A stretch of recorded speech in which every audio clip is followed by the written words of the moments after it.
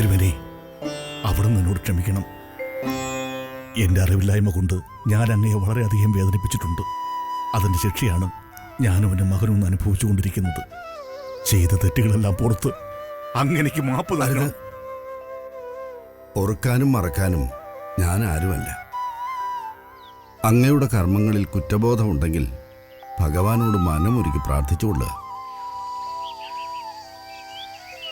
എല്ലാ തീരുമാനങ്ങളും ഈശ്വരൻ്റേതാണ്. ശാസനയും ശിക്ഷയും രക്ഷയും സാക്ഷാൽ ശ്രീധർമ്മശാസ്താവ് തന്നെ. നന്നായി പ്രാർത്ഥിക്കൂ. തെറ്റുകൾ പുറത്ത് കുളത്തൂപ്പുഴ അപ്പൻ അനുഗ്രഹിക്കട്ടെ.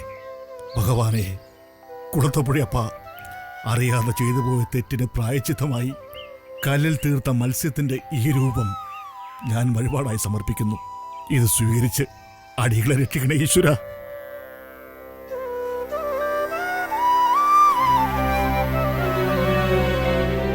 അറിഞ്ഞുകൊണ്ട് തെറ്റുകൾ ചെയ്യുക. പാപപരിഹാരമായി വിലപിടിപ്പുള്ള വഴിപാടുകൾ സമർപ്പിക്കുക. ഇത്തരം പ്രവൃത്തിയാൽ ഈശ്വരനെ വിലക്കെടുക്കാമെന്നോ പണം കൊടുത്ത് പുണ്യം നേടാമെന്നോ ചിന്തയുണ്ടെങ്കിൽ അത് തെറ്റ്. ഈശ്വരന് സമർപ്പിക്കേണ്ടത് നിങ്ങളുടെ നിർമ്മലമായ മനസ്സാണ്. യഥാർത്ഥ ഭക്തിയോടെ ഈശ്വരന് സമർപ്പിക്കുന്ന ഒരു പൂവോ ഫലമോ ജലമോ ആണ് ഉത്തമമായ വഴിപാട്. പൊന്നും പണവും രത്നങ്ങളുമെല്ലാം മൂഢനായ മനുഷ്യന്റെ കണ്ണിൽ മാത്രമാണ് വിലപിടിപ്പുള്ള വസ്തുക്കൾ. മറ്റുള്ള ജീവജാലങ്ങൾക്ക് അന്നുള്ള അന്നവും പാർപ്പിടവും മാത്രമാണ് പ്രധാനം. ഈ പ്രപഞ്ചത്തിലെ സകല വസ്തുക്കളും, എല്ലാ ജന്തു ജീവജാലങ്ങളും, മനുഷ്യനും ഈശ്വരൻ ഒരുപോലെയാണ്. പരബ്രഹ്മത്തിൽ നിന്ന് പഞ്ചഭൂതങ്ങളും പഞ്ചീകരണത്താൽ പ്രപഞ്ചവും സൃഷ്ടമായിരിക്കുന്നു. പ്രാണന്റെ സ്പന്ദനം ജീവനാകുമ്പോൾ ജീവജാലങ്ങൾ പിറക്കുന്നു. കോടാനുകൂടി ജീവജന്തുക്കളിൽ ഏറ്റവും ശ്രേഷ്ഠമായ ജന്മം മർത്യജന്മമാണ്.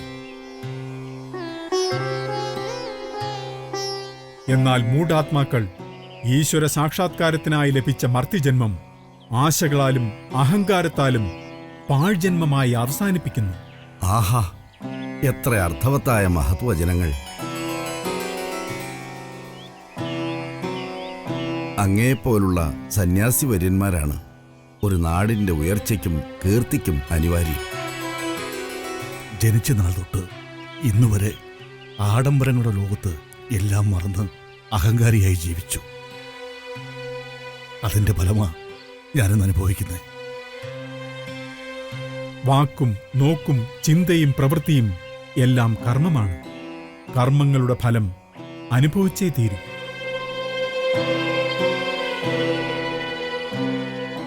എല്ലാ തെറ്റുകൾക്കും പ്രായശ്ചിത്തമുണ്ട്.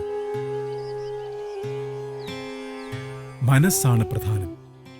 ശുദ്ധമായ മനസ്സ് ഈശ്വരന്റെ ഇരിപ്പിടമാണ്.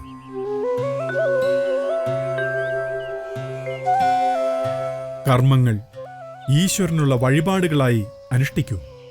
ഇന്നു മുതൽ എൻ്റെ ചിന്തകളും പ്രവൃത്തികളുമെല്ലാം ഈശ്വരാർപ്പിതമായിരിക്കും.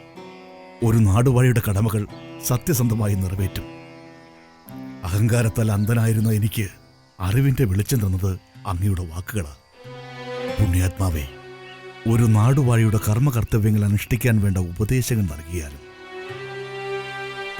ബ്രഹ്മദേവനാൽ രചിതമായ വേദങ്ങളും ശാസ്ത്രപുരാണങ്ങളും ഓരോ ജീവജാലങ്ങളുടെയും കർമ്മങ്ങളും കർത്തവ്യങ്ങളും വ്യക്തമാക്കിയിരിക്കുന്നു.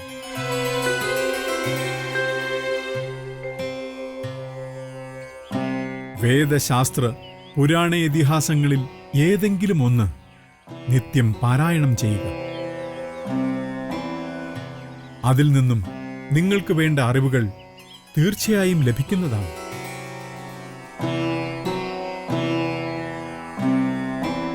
ശാസ്ത്ര സംരക്ഷണത്തിനാണ് വിശ്വാസങ്ങളും ആചാരങ്ങളും സൃഷ്ടമായിരിക്കുന്നത്.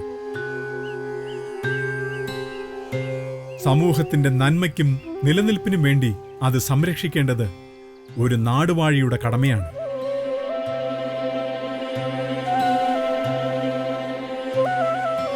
ആചാരങ്ങൾ ലംഘിക്കാനുള്ളതല്ല, പരിപാലിക്കപ്പെടാനുള്ളതാണ്. വിശ്വാസങ്ങളും ആചാരങ്ങളും ഇല്ലാതായാൽ അരാജകത്വം ആ നാട്ടിൽ നടമാടും, രാജ്യം നശിക്കും. നാട് വാഴുന്നവർ ഇത് തിരിച്ചറിയാതെ പോകരുത്. സ്വന്തം താൽപ്പര്യങ്ങൾ ജനങ്ങൾക്ക് മേൽ അടിച്ചേൽപ്പിക്കാതെ ജനഹിതമനുസരിച്ച് തീരുമാനങ്ങൾ കൈക്കൊള്ളുക. ഭരണം നടത്തേണ്ടത് പ്രജകൾക്ക് വേണ്ടിയാണ്. അവരെ ഒരിക്കലും അടിമകളായി കാണരുത്. എനിക്കെല്ലാം ബോധ്യമായി. ഇനിയൊരു മനുഷ്യനായി, നല്ലൊരു പ്രജാതൽപര സേവകനായി കർമ്മങ്ങൾ അനുഷ്ഠിച്ച് ശേഷിച്ച കാലം ഭഗവാനെ പൂജിച്ച് ജീവിച്ചുകൊള്ളാം. നല്ലത്. മനമുരുകി പ്രാർത്ഥിച്ചോളൂ. പുണ്യാത്മാവേ, അങ്ങ് എവിടുന്നോ വന്നെന്നോ ആരാണെന്നോ അടിയറിയില്ല. എങ്കിലും എന്റെ മനസ്സിലെ അന്ധതയകറ്റി അറിവ് പകർന്ന അങ്ങയ്ക്ക് സാഷ്ടാംഗ പ്രണാമം.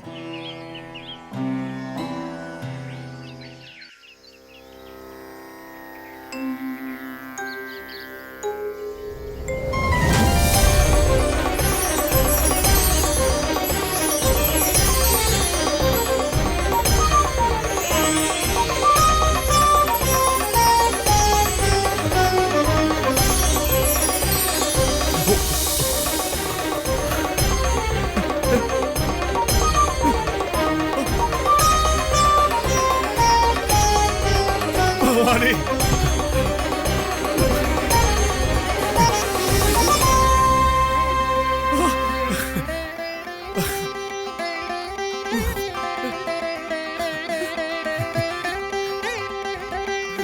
ഭഗവാനേ, ധർമ്മശാസ്താവേ, വ്രണങ്ങൾക്ക് മാറി അങ്ങ് തന്നെയാണോ സന്യാസ രൂപത്തിൽ വന്നത്?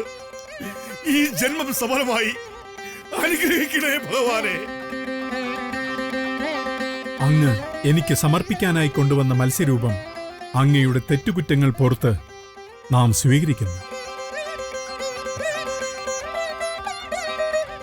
ഇത് നമ്മുടെ നേത്രങ്ങൾ പതിക്കും വിധം ക്ഷേത്രത്തിന് മുന്നിൽ കിഴക്ക് ഭാഗത്ത് സ്ഥാപിക്കുക. ഇതിലൂടെ ജനങ്ങൾ ആചാരാനുഷ്ഠാനങ്ങളുടെ ശ്രേഷ്ഠത എന്നും തിരിച്ചറിയട്ടെ. മംഗളം ഭവന്തു.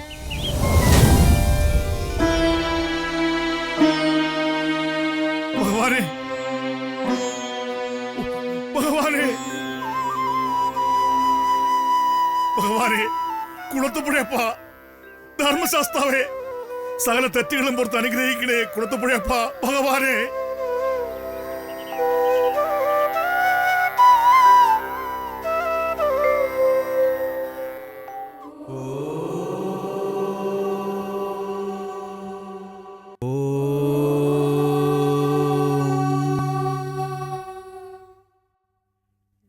ഗജാനനം ഭൂതഗണാതിസേവിതം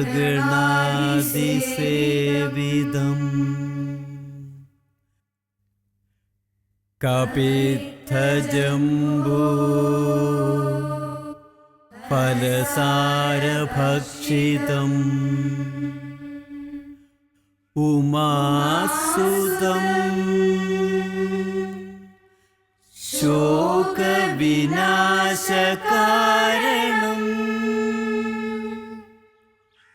നമാമി വിഘ്നേശ്വര പാദപങ്കജം.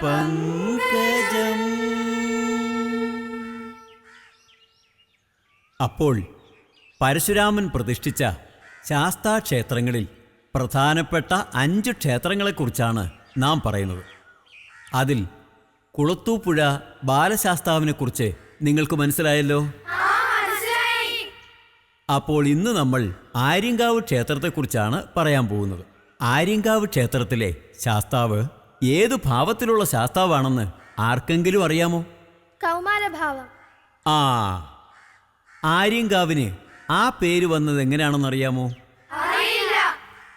1000 കാവുകളുടെ നാഥനായ ശാസ്താവ് വസിക്കുന്ന സ്ഥലമായതുകൊണ്ടും ശാസ്താവ് ആര്യനായതുകൊണ്ടും. ആര്യനെന്ന് വെച്ചാൽ എന്താ? ശ്രേഷ്ഠൻ. ഇതിലാരെങ്കിലും ആര്യങ്കാവിൽ പോയിട്ടുണ്ടോ? ഞാൻ പോയിട്ടുണ്ട് ഗുരുജി. എന്നാ പറയൂ, ഏത് രൂപത്തിലാണ് അവിടുത്തെ പ്രതിഷ്ഠ? അറിയില്ല അല്ലേ? എന്നാ കേട്ടോളൂ. അവിടുത്തെ ശാസ്താവിനെ മറ്റുള്ളതിൽ നിന്ന് വ്യത്യസ്തമായി ശ്രീകോവിലിൻ്റെ നടയിൽ നിന്നും അല്പം തെക്കുമാറി കിഴക്ക് ദർശനമായിട്ടാണ് പ്രതിഷ്ഠിച്ചിരിക്കുന്നത്. അതിന് കാരണവുമുണ്ട്. കുറ്റാലത്ത് കുടികൊള്ളുന്ന സാക്ഷാൽ പരമശിവനെ ശാസ്താവിന് നിത്യവും ദർശിക്കാൻ വേണ്ടിയാണ്. അവിടെ ശാസ്താവ് ഇരിക്കുന്നത് മദമിളകിയ ആനയുടെ പുറത്ത് ഇടതുകാൽ മുകളിലേക്ക് മടക്കി വലതുകാൽ താഴേക്ക് നീട്ടിയുമാണ്. ശബരിമല പോലെ തന്നെ ആര്യങ്കാവിലും 10 വയസ്സിനും 50 വയസ്സിനും ഇടയ്ക്ക് പ്രായമുള്ള സ്ത്രീകൾക്ക് നാലമ്പലത്തിനുള്ളിൽ പ്രവേശനമില്ല. അവിടെ ധനുമാസത്തിൽ വളരെ ആഘോഷപൂർവ്വം കൊണ്ടാടുന്ന തിരുക്കല്യാണമാണ് ഇവിടുത്തെ പ്രത്യേകത. തിരുക്കല്യാണമോ? അതെന്താണ് ഗുരുജി? അതിൻ്റെ പിന്നിൽ ഒരൈതിഹ്യമുണ്ട്. അങ്ങ് പരദേശത്ത് ശേഷാദ്രി അയ്യർ എന്ന ഒരു പട്ടുവസ്ത്ര വ്യാപാരി ഉണ്ടായിരുന്നു. അദ്ദേഹമാണ് കേരളദേശത്തിലെ കൊട്ടാരങ്ങളിലേക്കും മറ്റും പട്ടുവസ്ത്രങ്ങൾ എത്തിച്ചിരുന്നത്.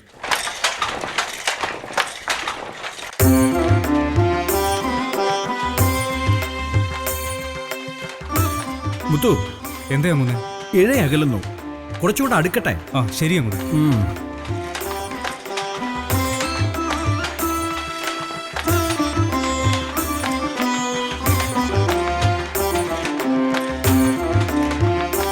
നടരാജ, എന്താ അങ്ങനെ?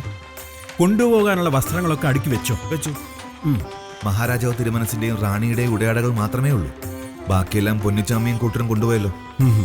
അങ്ങനെ ചെയ്യാൻ തോന്നിയത് ഏതായാലും നന്നായി. ആ ഷൺമുഖ, എന്താ അങ്ങുന്നേ?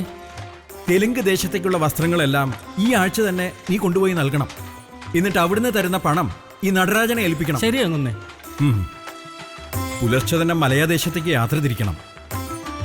തിരുവുത്സവത്തിന് കൊട്ടാരത്തിലെ എല്ലാവർക്കും കോടി വസ്ത്രങ്ങൾ കൊടുക്കാൻ തിരുമനസ് കൽപ്പിച്ചത് നമുക്കേതായാലും ഭാഗ്യമായി. രാപ്പകൽ അധ്വാനിക്കേണ്ടി വന്നെങ്കിൽ എന്താ, എല്ലാം കൃത്യസമയത്ത് പൂർത്തിയാക്കാനായല്ലോ. ഞാൻ തിരിച്ചു വന്നിട്ട് നിങ്ങൾക്ക് സന്തോഷിക്കാനുള്ള വക തീർച്ചയായും നൽകുന്നതായിരിക്കും. മലയദേശത്തേക്ക് പോകുമ്പോ വസ്ത്രം ചുമക്കാൻ അങ്ങന്നേന്റെ കൂടെ ഞാനും വന്നോട്ടെ? വേണ്ട ഷൺമുഖ, കുറച്ചല്ലേ ഉള്ളൂ, ഞാൻ കൊണ്ടുപോയിക്കോളാം. നിന്നെ ഏൽപ്പിച്ച ജോലികൾ കൃത്യമായിട്ട് അങ്ങോട്ട് ചെയ്താൽ മതി. ശരി അങ്ങുന്നേ, അതെല്ലാം ഞാൻ കൃത്യമായി ചെയ്തോളാം. ഷൺമുഖന് മലയദേശം കാണാൻ മോഹമുണ്ടെന്ന് തോന്നുന്നു. ആണോ ഷൺമുഖ? എന്നാ അടുത്ത തവണ പൊന്നിച്ചാമിക്കൊപ്പം ഷൺമുഖനും പോയിക്കോളൂ. ഓ, സന്തോഷായില്ലേ? ആയേ. ആ, കാണാത്ത നാടുകൾ കാണാൻ എല്ലാവർക്കും മോഹമുണ്ടാവും. അതാണ് നമ്മുടെ മകൾ പുഷ്കലയും മലയദേശത്തേക്ക് വരാൻ വാശി പിടിക്കുന്നത്. പുഷ്കല കുഞ്ഞും വരുന്നു. ഒന്നും തീരുമാനിച്ചില്ല, വരണമെന്നുള്ള വാശിയിലാണവൾ. ഇത്രയും യാത്രയില്ലേ, അതാ കൊണ്ടുപോവാൻ മടി. അവളെ വിഷമിപ്പിക്കാനും വയ്യ. പുഷ്കലയുടെ സന്തോഷമാണ് എൻ്റെയും സന്തോഷം. ഞാനീ സമ്പാദിക്കുന്നതെല്ലാം അവൾക്ക് വേണ്ടിയല്ലേ. അവളുടെ വിവാഹം ആർഭാടമായിട്ട് നടത്തണം, അതാ എൻ്റെ സ്വപ്നം.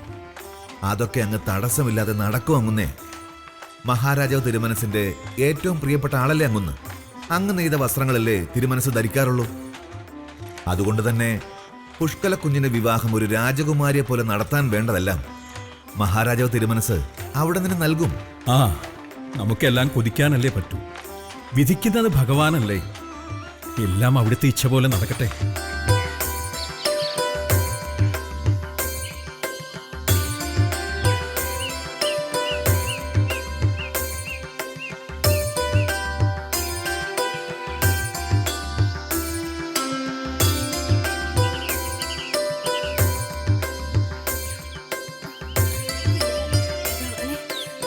കാല് വേദനിച്ചിട്ട് വയ്യ.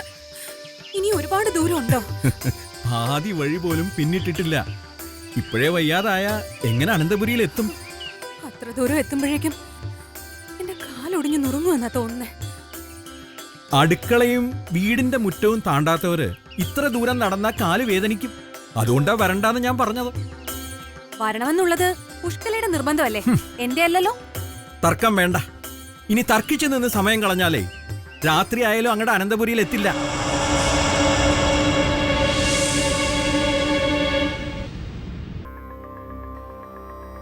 തിന്മ ചെയ്യുന്നവന് കിട്ടുന്ന പ്രതിഫലം അതിലും വലിയ തിന്മയായിരിക്കും.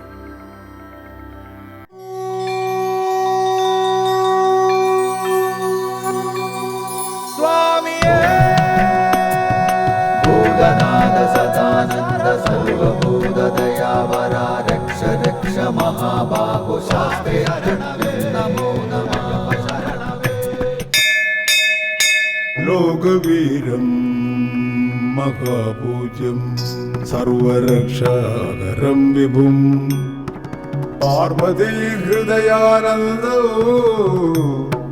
ശാസ്താരം പ്രണമാമ്യഹം.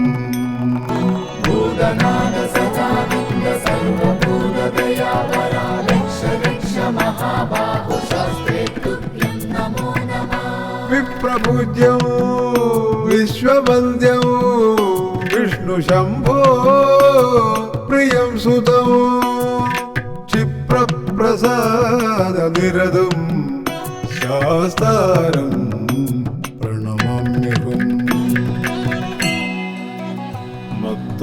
മത്തമാതംഗഗമനം കാരുണ്യാമൃതപൂരിതം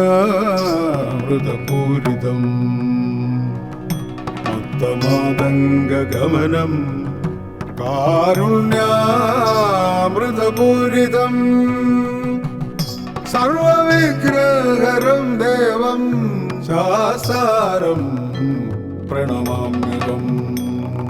ഭൂതനാഥ സദാനന്ദ സർവഭൂതദയാപര രക്ഷ രക്ഷ മഹാബാഹു ശാസ്ത്രേ തുഭ്യം നമോ നമഃ. അസ്മത്കുലേശ്വരം ദേവം അസ്മത് ശത്രു വിനാശനം അസ്മദിഷ്ട പദാതാരോ ശാസ്താരം പ്രണമാമ്യഹം.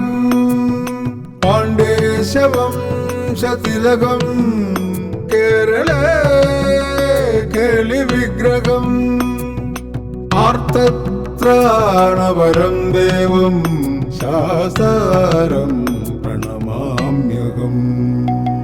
ഹരിവരാസനം സ്വാമി വിശ്വമോഹനം ഹരിതീശ്വരം സ്വാമി ആരാധ്യ പാദുകം ഹരിവിമർദ്ദനം സ്വാമി നിത്യനർത്തനം ഹരിഹരാത്മജം സ്വാമി ദേവമാശ്രയേ.